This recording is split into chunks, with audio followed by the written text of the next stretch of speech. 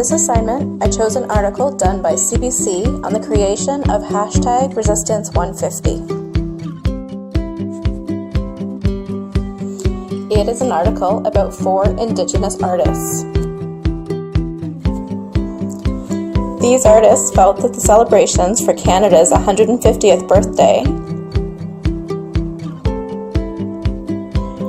were blatantly ignoring the Indigenous groups that lived on the land before the arrival of Europeans. I do want to clarify that #Resistance150 is not a project where we intended anything to happen other than the 4 of us individuals, and sometimes as a collective, going through with our own acts of resistance. We just invited people to hashtag their opinions on resistance and their acts of resistance, which we've then shared. The original 4 artists had planned to use their artistic talents to bring attention to the fact that Canada was celebrating 150 years of dominating a land that had previously been inhabited by Indigenous peoples for 15,000 or more years. They also objected to the amount of money the government would be spending on the birthday celebrations, close to $500 million. This astronomical amount of money is a proverbial slap in the face to Indigenous peoples living in Canada, of whom many continue to live without clean drinking water and not enough federal funding to fix the problem.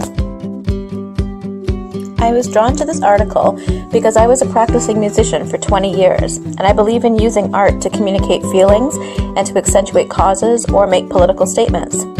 Resistance150 started as this type of project, wherein the creators used their artistic talents to draw attention to a political issue they believe in.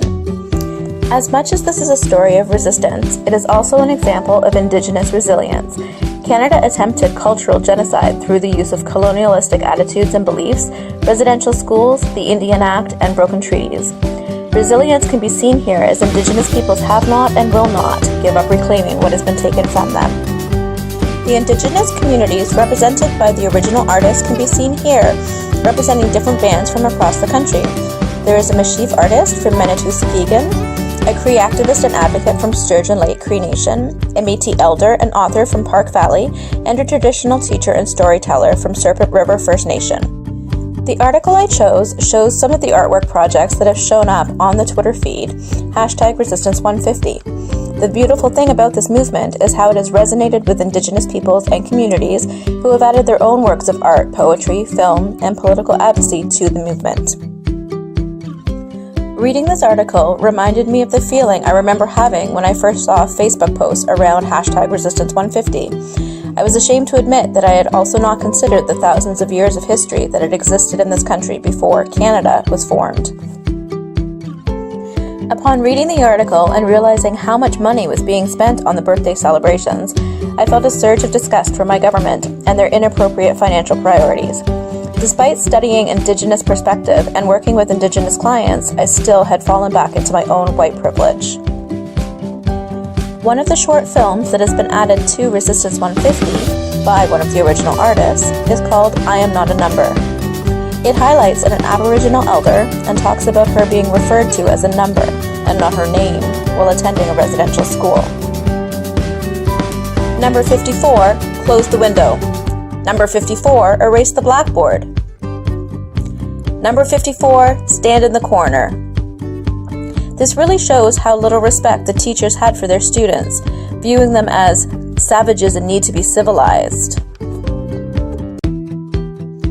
Also in this short film, the elder cuts up her status card as a symbolic gesture rejecting the Canadian state and the oppressive laws of the Indian Act.